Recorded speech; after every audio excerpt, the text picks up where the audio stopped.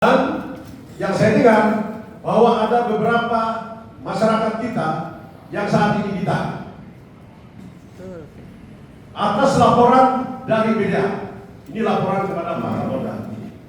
Kami sebagai warga masyarakat Kalimantan Timur, khususnya Kabupaten Kutai Kartanegara, kami mohon agar bertindak bijaksana, takut akan Tuhan, jangan mau diprovokasi oleh BDA.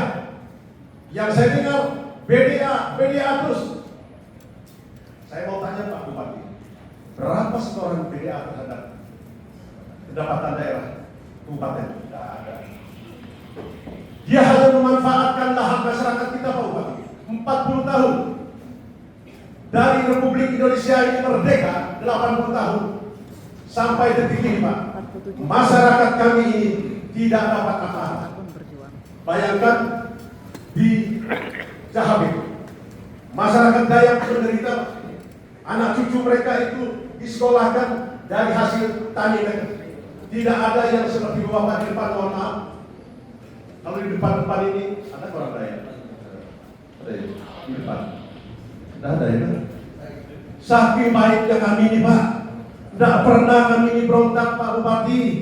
Tidak pernah orang daerah ini macam-macam, aneh-aneh. Silakan saja. Tapi tolonglah perlakukan kami seperti manusia. Apakah kita ini mau bertempur? Apakah kita ini mau ribut?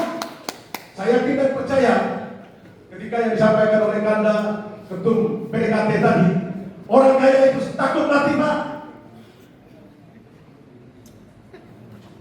Tapi kalau model-model kami ini Pak, tidak ada masalah.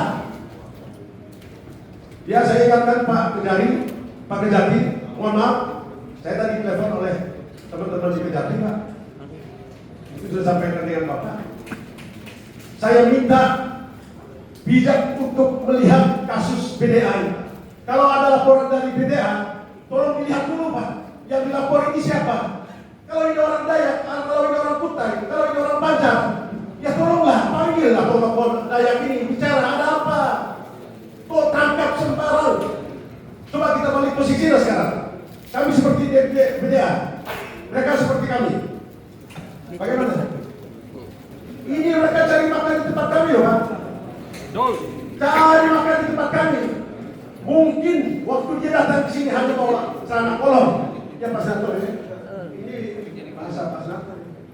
Tapi sekarang dia kaya raya. Dia sekarang ada di mana? Di Jakarta, di luar negeri. Nginap di tempat aset. Saya yakin dan percaya. Tapi tolonglah Pak Kapolda, ya Pak Kapolres, kalau ada laporan banyak toko Dayak di sini ada, panggil mereka ini ada apa? Selama itu BDA yang lapor, tolong Pak.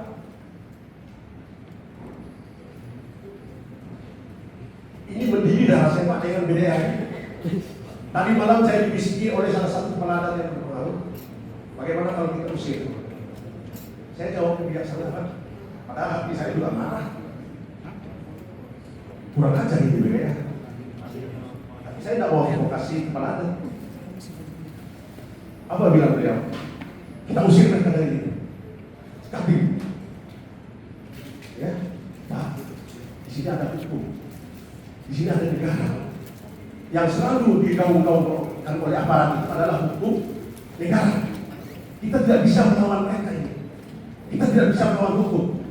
Buktinya saya bilang, banyak masyarakat kita yang tidak ada masalah, tidak ada problem, dihukum, dipenjara, bahkan ada ayahanda saya, Pak Edi Sasso meninggal. Ini apa-apaan negara kita ini Pak? Tapi saya tidak sampaikan itu dengan Pak teman-teman pengadilan. Coba bayangkan Pak, diusir. Apa yang saya jawab? Pak, kalau mau mengusir mereka, hanya satu saja jawabannya. Ini mohon izin ya Pak Peladan, Ketua Umum dan semuanya hadir. Yang bisa mengusir mereka hanya Mandau. Hanya itu Pak. Mantap. Karena kalau Mandau ini sudah bicara, siapa yang berani? Pasti mereka akan lari Pak, BDA ini. Yang berhadapan dengan kami adalah aparat, Pak. Yang tidak tahu apa-apa, Pak. Banyak teman-teman saya tadi aparat di sini, termasuk kasat teman baik saya, Pak. Apa saya disuruh untuk bertempur dengan dia itu, Pak? Lebih baik saya bertempur dengan PDA sebagai provokator. Oleh sebab itu, hari ini saya minta dengan hormat dan mengetuk hati Bapak yang ada di depan, terutama Kakandara, Bapak Kapolda. Tolong, siapa yang ada di belakangnya PDA ini? Pasti ada orang kuat. Kalau tidak mungkin 40 tahun, Pak. Ini konflik ini.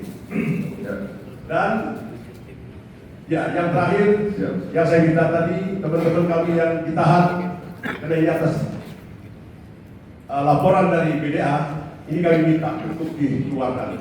Demikian, terima kasih, Pak. Ya, terima kasih, Pak. Baik.